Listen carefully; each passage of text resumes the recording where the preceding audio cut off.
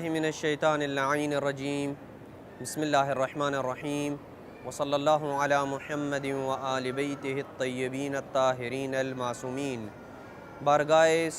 امیر المومنین صلوات اللہ وسلام علیہ سرزمین نجف اشرف سے اپنے مومنین کی خدمت میں مسائل نکاح کے ضمن میں مصنوعی طریقہ تولید اور منصوبہ بندی کے جو مسائل ہیں ان کے اوپر سلسلہ گفتگو اس مقام اس چوتھے پوائنٹ کے اوپر پہنچا تھا کہ کسی مسلمان عورت کی بیضادانی یا رحم کسی دوسری عورت یا کسی مسلمان مرد کسی مسلمان مردہ مرد کے جو خصیے ہوتے ہیں ان کی وفات کے بعد کسی دوسرے مرد کے جسم میں لگانے کے لیے انہیں کاٹنا جائز نہیں ہے، حتیٰ کہ اگر وہ اس عمل کی اپنی زندگی میں وصیت کر دیں کہ ان کے یہ اعضاء کاٹ کے، مثلا عورت وصیت کرتی ہے کہ بیضادانی کو کاٹ کے کسی دوسری خاتون کو لگا دیں، یا مرد اپنے خصیے کو کاٹنے کی وصیت کر دیتا ہے کہ کسی دوسرے مرد کو لگا دیں، اگر وہ اس عمل کی وصیت بھی کریں تو بھی بنابر احتیاط واجب ان اعضاء کو کاٹنا جائز نہیں ہوگا۔ لیکن اگر ان میں سے کسی عضو کو کاٹ کر دوسرے جسم میں لگا دیا جاتا ہے اور اس میں جان آ جائے تو دوسرے کے جسم کا وہ حصہ شمار ہوگا اور اسے پھر اس جسم سے کاٹنا جائز نہیں ہوگا کہ جس جسم میں اسے لگایا گیا ہے۔ اب رہا سوال یہ کہ کسی مرد کا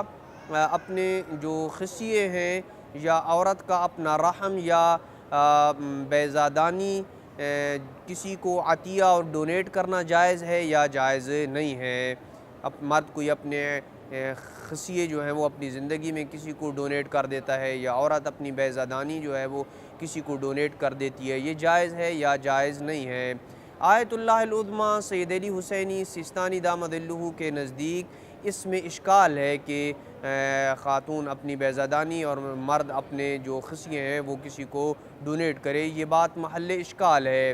اور بنا بر قول اظہر اگر اس عطیے کے بعد وہ خود اپنے نسل کی افزائش پہ قادر نہ ہو یا اس کام سے بہت زیادہ نقصان کا اندیشہ ہو تو پھر نہ فقط محل اشکال نہیں ہے، محل اشکال ہے بلکہ جائز بھی نہیں رہے گا اس صورت میں۔ یعنی اگر وہ خود اپنی خصیے کسی کو دے دیتا ہے یا عورت اپنی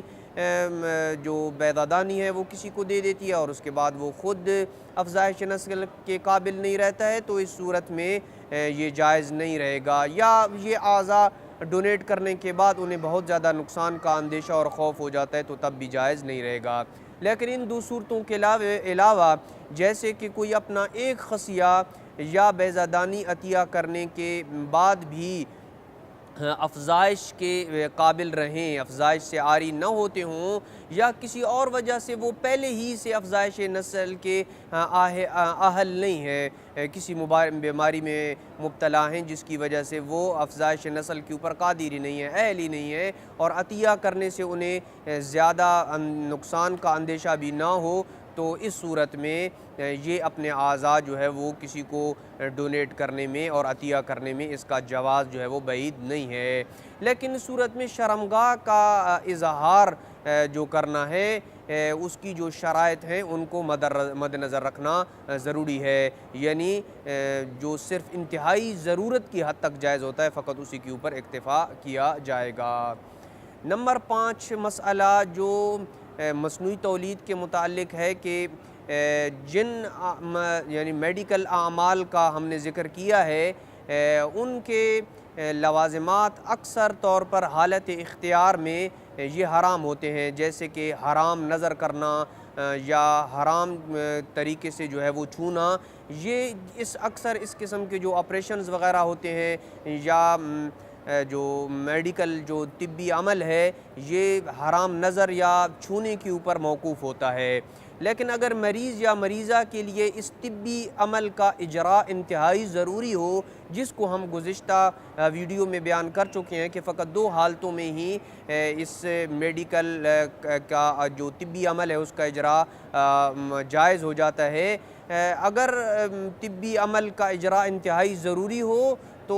ان کے کرنے والے جو ڈاکٹر حضرات ہیں انہیں چاہیے کہ حسب ضرورت یہ ان کے اوپر جو ہے وہ حسب ضرورت یہ دونوں کام جو ہے وہ حلال ہو جاتے ہیں، یعنی حرام طریقے سے ہاتھ لگانے والا عمل یا نگاہ کرنے والا چھونے والا اور نگاہ کرنے والا دونوں عمل جو ہے یہ حسب ضرورت ڈاکٹر کے لیے جائز ہو جائے گا۔ سوال یہ پیدا ہوتا ہے کہ آیا کسی خاتون کے رحم میں نامحرم مرد کے جو سپرمز ہوتے ہیں ان کی پیوند کاری کرنا جائز ہے یا جائز نہیں ہے؟ جواب یہ ہے کہ کسی غیر مرد کا نطفہ عورت کے رحم میں داخل کرنا یہ جائز نہیں ہے اور حرام ہے، اور وہ خواہ خود اس نطفے کے داخل کرنے کی صورت میں ہو یا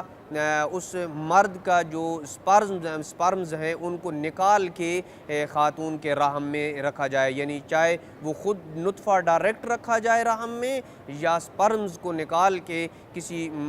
غیر مرد کا نطفہ عورت کے رحم میں رکھا جاتا ہے، یہ دونوں جائز نہیں ہے، اور یہ معتبر روایات سے یہ حکم ماخوذ ہے کہ یہ عمل جائز نہیں ہے۔ لیکن رحم سے باہر اجنبی مرد کے